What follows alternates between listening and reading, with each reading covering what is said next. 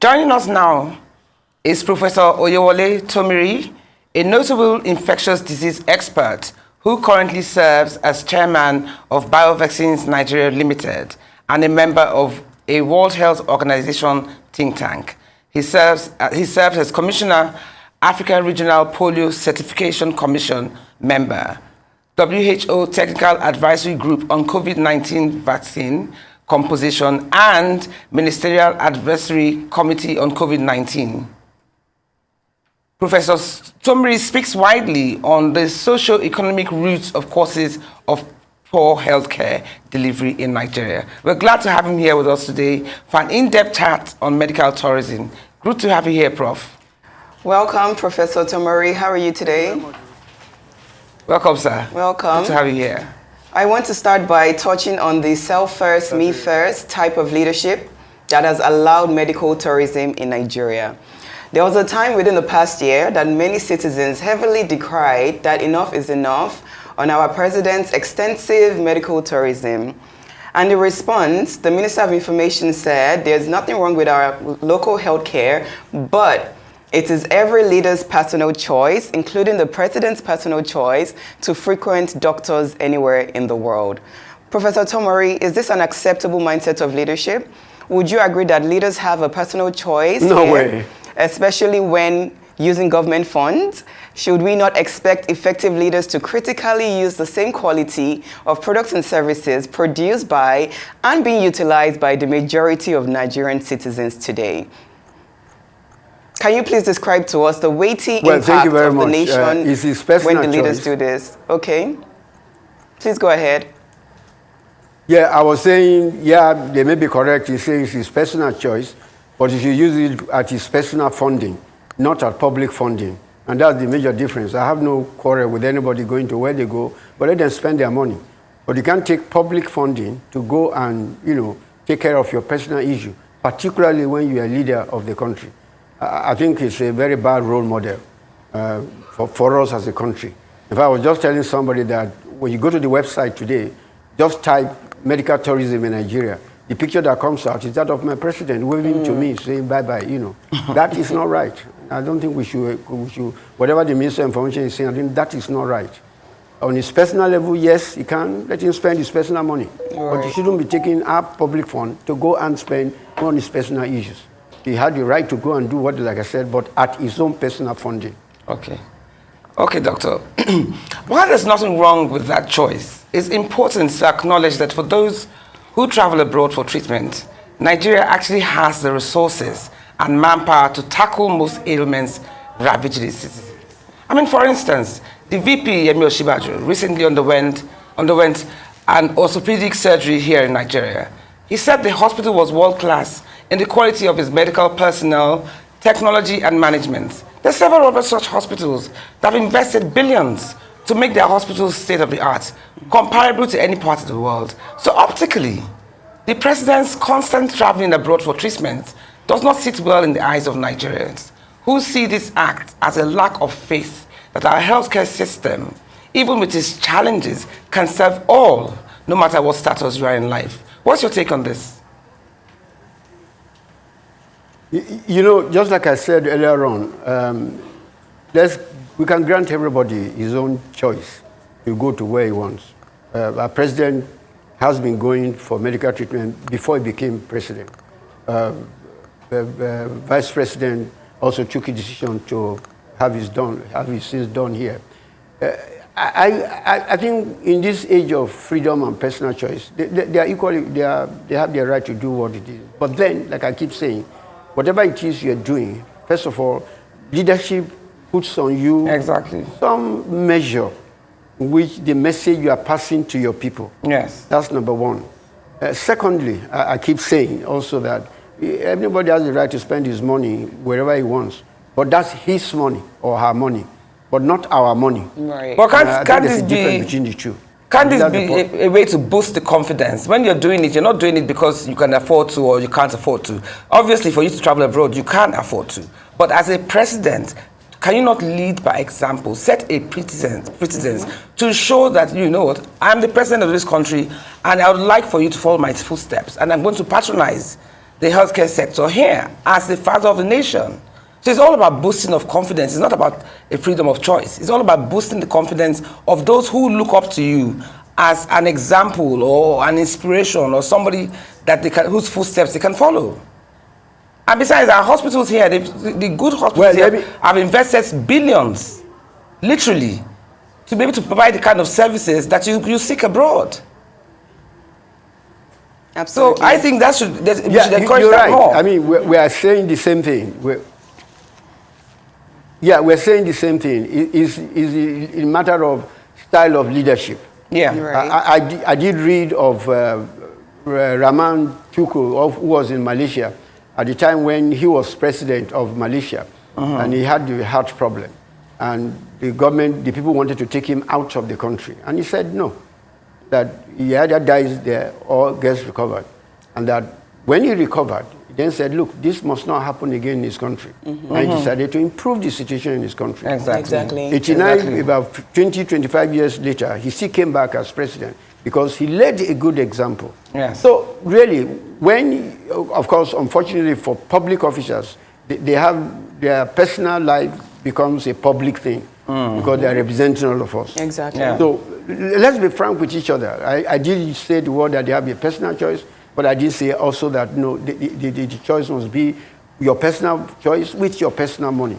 You cannot be taking public funding to go and solve your personal problem. Absolutely. Those are some of the things. That type of leadership we're talking about. I agree. A leadership that looks at our people. People look up to you to set example. I mentioned to you just now that I go on the website, I type medical tourism in Nigeria. It's a picture of my president I see waving. That's what it should. That first comes out first. That is not a good thing to look at. Yeah. We should be able to look up to our president. Yes. Unfortunately, leadership in Nigeria, who do you want to look up to in Nigeria? How many of them? I mean, who are you looking up to? Because they're setting bad example for all of us. Yeah. Right. We have expectations. We have expectations of role model leadership, and we do expect it to not be a personal choice, especially when the nation is being affected. Professor Tomori, there was a time Nigeria's president was abroad for 6 months straight. Nigeria's Minister of Education, 4 months, and one of Nigeria's current presidential candidates, 2 months, and many other government officials, all for medical reasons. This was all occurring during a period of 400% devaluation of Nigeria's naira. All I can think of is the massive costs that continue to go into purchasing foreign currencies associated with these medical trips, compared to what can be invested in developing and managing the industry within. We also have to examine the expensive local expenditures that over time amount to nothing substantial. So you spend 15 billion to equip the State House Clinic, you make provisions for 21 billion to develop a new facility, and you're still not deciding to use these facilities because you believe you have a personal choice to go abroad. Nigeria's First Lady once said that the State House Clinic was so run down when she visited years ago that it barely had basic medicines such as paracetamol. When will we start to put checks and balances in place? What sort of checks and balances, be it laws or 2023 electoral developments, can we establish to achieve changes and continue to divert from medical tourism and towards a state of progression? Thank you very much. I'm glad you raised those issues. I was just about to bring it up, that the wife of our president did mention about the State House. With billions of whatever it is that is going into the place is run down. So that shows you the type of thing we're talking about. You spend billions to run down a place. I mean, that shows the kind of governance we have in the country. And it is not just in the State House, in virtually everything. How much of the allocation, the money that is allocated actually goes into what is proposed? It gets diverted into areas. So we're focusing on the medical side now, but virtually every area of Nigeria's performance, they allocate so much, and the rest goes into other people's pockets. And it's continuing. So we cannot take the medical out. I mean, you can take everything. Take electricity. I mean, you know the history of electricity in Nigeria. You know the history of education in Nigeria. Right. So it's a national perversion of this type of, funds go into the place, and then it is not properly spent. Right. And I think it behoves on each and every, just like you are doing. in the media, and the rest of us, who are part of this country, who hold this country, who have a stake in this country, to point out these issues. That's why I like some of what the CSOs are doing. They are taking the government to court. This money you got, how much of it actually went into it? You remember during the COVID, billions of funds were supposed to have been put out there, over the COVID. How much of it went into COVID? Where are we if another COVID comes? We're still not prepared, because none of us have been able to find out exactly what we did with the money that we allocated for COVID. They will show you a few examples here and there, but then we know that majority of that fund went into some people's pockets. And these are issues that we need to continue to talk about in this country if we're going to have make a change. We're lucky now, election is coming up. New party, whatever, they are coming up. We need to interrogate them. The other day I was at a meeting in which we were talking about performance of this government. And what I told them, I said, look, I just stumbled on the manifesto of the party in power. What they said they were going to do to us by the time we 2023 will have done, infant mortality will have gone down, this will have gone down. And I put these figures side by side. We were not near any of the promises they made. And this is the time for us to continue to interrogate them, question them, bring them up on a regular basis, not on an annual basis. You told us in your manifesto you're going to do this. Where are you with it? And until we keep putting them on their toes, we're not going to ever do this. And the sad part for us in this country, a few people speak out. The rest keep quiet. Then they come behind and tell you, oh, that was a great speech.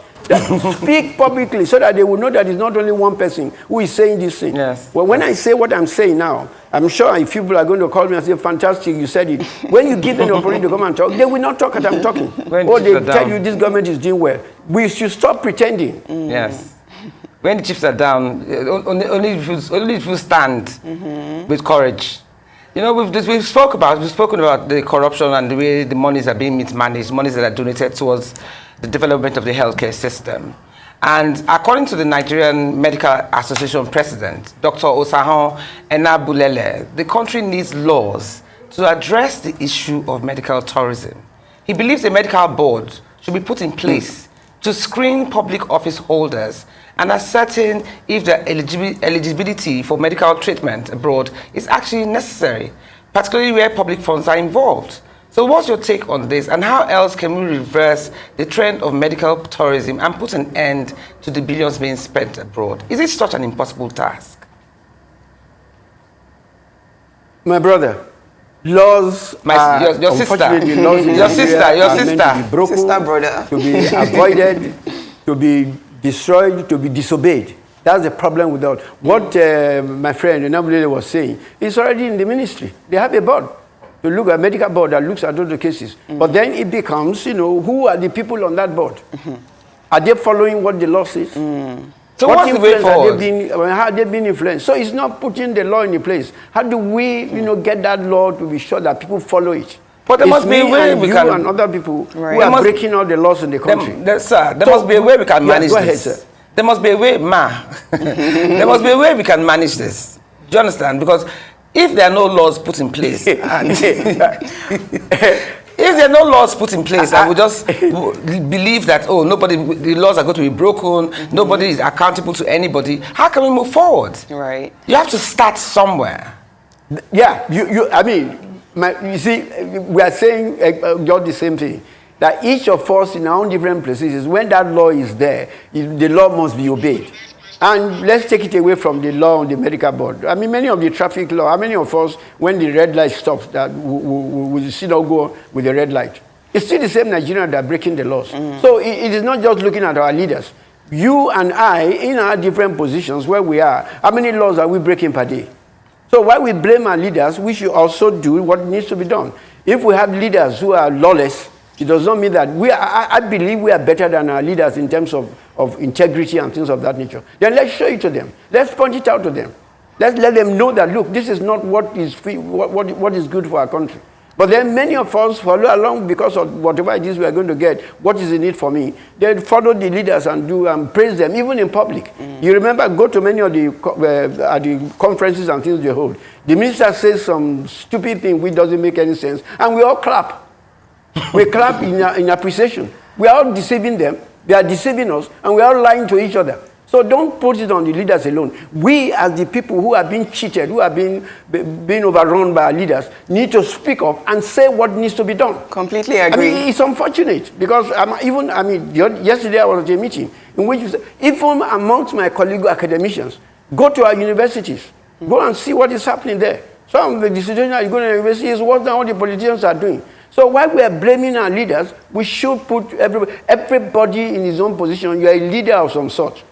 And so while we blame our leaders, which they deserve the blame we're giving to them, we should also turn into ourselves and find out what are we doing.